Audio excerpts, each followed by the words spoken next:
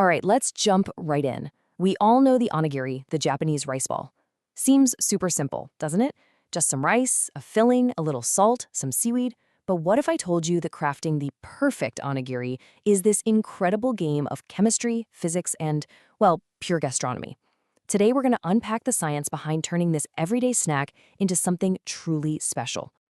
So, the big question is, how much science can you really hide in a simple rice ball? Well, let me tell you, it's a ton more than you probably imagine. So think of this as a quest, a search for that one perfect onigiri. You see, every single step, from the kind of rice you pick to how you wrap it up, it's all a calculated, scientific decision. And where does that quest start? With the most important thing of all. Yeah, forget about the tuna mayo or the pickled plum for just a second, because the real soul, the heart of the onigiri, is the rice. Seriously, experts say it makes up over 80% of the final result. 80%! If you mess up the rice, the whole thing is a bust. So let's dive into that blueprint. The science of the rice itself is really all about getting that texture and flavor just right. And step one, it's picking the right kind of rice to begin with. Okay, so check this out. It all comes down to the science of stickiness. The secret sauce for onigiri is a rice with low amylose. Now, what is amylose? It's just a kind of starch, but it's the one that makes rice get all hard and crusty when it cools down. You know what I'm talking about. So a rice like Milky Queen, which is super sticky and low in amylose, is perfect because it fights off that hardening. That means your onigiri is still going to be soft and awesome hours later.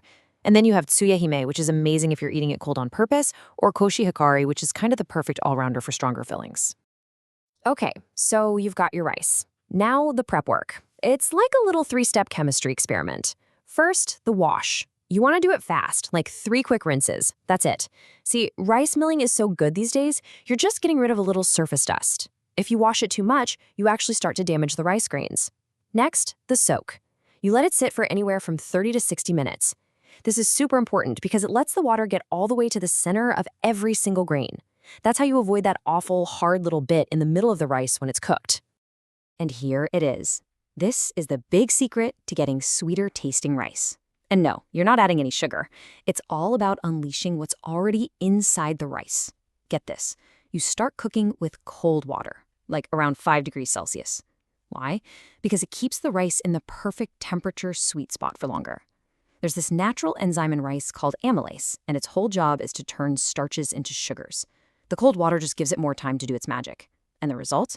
Rice sets naturally sweeter and way more delicious. So after the rice is cooked, there's this really important step. Some call it sharikiri, or rice cutting. You're not just stirring it around, you're gently cutting and folding it with a paddle. This lets the extra steam escape. And this is where this amazing concept called hosumaku comes in. It's basically a protective little moisture membrane that forms around every single grain of rice. This film locks in all the flavor and moisture, which is absolutely key for making sure the onigiri tastes great, even hours later. All right, so the rice is prepped. Now we get to the fun part, the shaping. And this is where we shift gears a bit, from chemistry to physics, to build that perfect onigiri structure. Okay, if you remember one thing, remember this. You don't squeeze an onigiri, you shape it. It's kind of the central rule of making great onigiri. The whole idea is to use as little pressure as you possibly can. And here's the physics of why that's so important. When you squeeze the rice hard, you're literally crushing the grains and pushing all the air out. What you get is a dense, gummy, heavy brick of rice.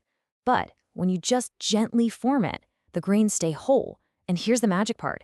You trap little pockets of air all through the inside. That right there, that's what gives you that light, fluffy, melts-in-your-mouth texture we're all looking for. Temperature is also a huge deal here.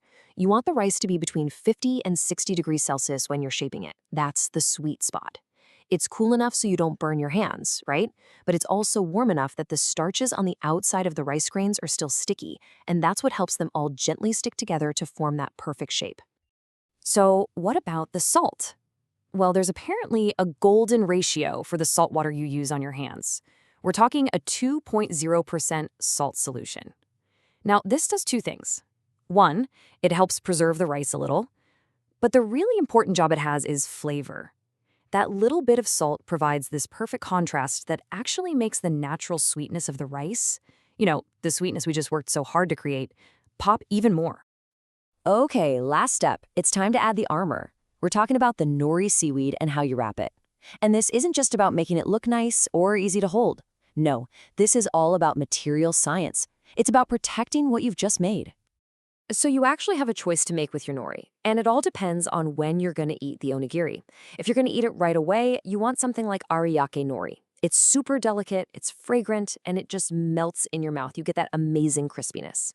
But if you're making it ahead of time, you'd go for something like satuchi nori. It's thicker, it's tougher, and it's built to stand up to moisture. This is the kind of stuff they use for convenience store onigiri, so it doesn't get soggy.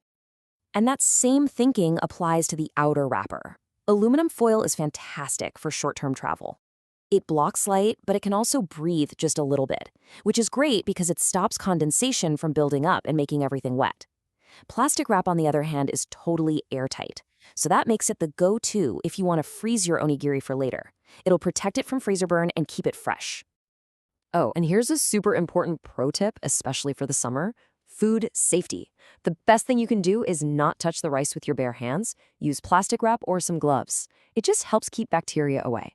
And you can even add a little extra protection the old-fashioned way by using a filling like umeboshi. That's a pickled plum. The citric acid in it is a great natural antibacterial. So there you have it. Let's wrap this all up: the ultimate onigiri. It's not about one single secret ingredient or trick. It's about bringing all of these little scientific pieces together in just the right way. It really all boils down to these 4 scientific pillars. First, you've got the rice. Go for a low amylose type and cook it with cold water for that natural sweetness. Second, your technique. Come on, say it with me. Shape, don't squeeze. You got to keep it airy. Third, the seasoning. That 2% salt solution on your hands is the key to balancing the flavor. And finally, number 4, the wrap. Just be smart about it. Pick your nori and your wrapping based on when you're going to eat it. You know, getting the onigiri right really proves that even the most basic, simple foods are just bursting with science. And that kind of leaves us with one last question, right? What would happen if we started looking at all our cooking this way? Why not bring a little bit of that scientific curiosity into your own kitchen? I bet you'd be amazed at what you'd find.